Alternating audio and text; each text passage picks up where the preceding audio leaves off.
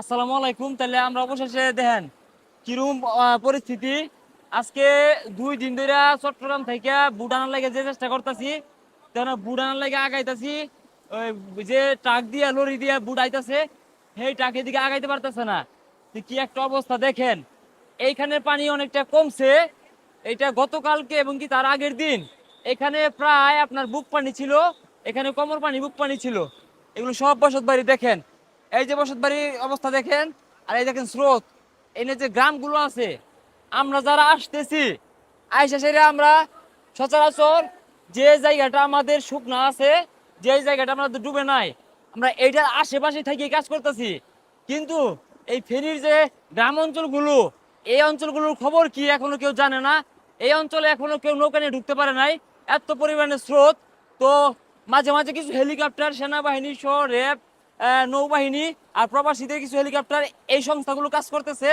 তাদেরকে একমাত্র হেলিকপ্টার দ্বারা উদ্ধার সম্ভব হইতাছে।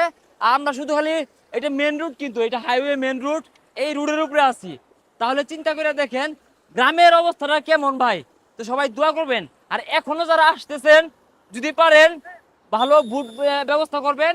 আর এবং কি প্যারাসিটামল জাতীয় ঔষধ, ওর স্যালাইন, এবং কি ওই যে পানি শোধনকরণ ট্যাবলেট, আর হচ্ছে আপনার ঠান্ডার কিছু ট্যাবলেট, আর কিছু শুকনো খাবার আনার চেষ্টা করবেন।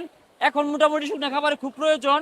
তো এইদিকে কোথাও পাওয়া যায় না, এগুলো আনতে হলে অবশ্যই ঢাকা থেকে কিংবা যে যে জায়গা থেকে আসবেন সেই জায়গা থেকে আনার চেষ্টা করবেন।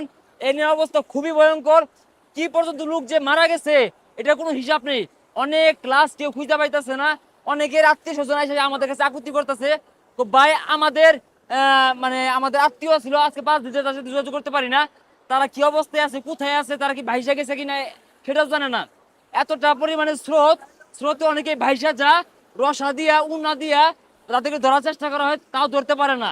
এইভাবে নিজের চোখের সামনে অনেক আত্মীয় তাদের আত্মীয়দেরকে হারাইছে। তো সবাই দোয়া করবেন। আর যারা আসলে শক্ত মনে বল, এখানে থাকার কোনো জায়গা নাই, খাওয়ার কোনো জায়গা নাই, ঘুম নাই, মানে কোনো রকমই নাই। আপনি এখানে যারা আসবেন, যাদের মনোবল একদম শক্ত, যারা এই এই প্রতিকূল অবস্থায় যারা নিজেদেরকে টিকিয়ে রাখতে পারবেন, যাদের সাহস আছে, তারাই আসবেন। ভালো থাকবেন, সুস্থ থাকবেন, আর ফেনীবাসীর জন্য দোয়া করবেন। আল্লাহ হাফেজ।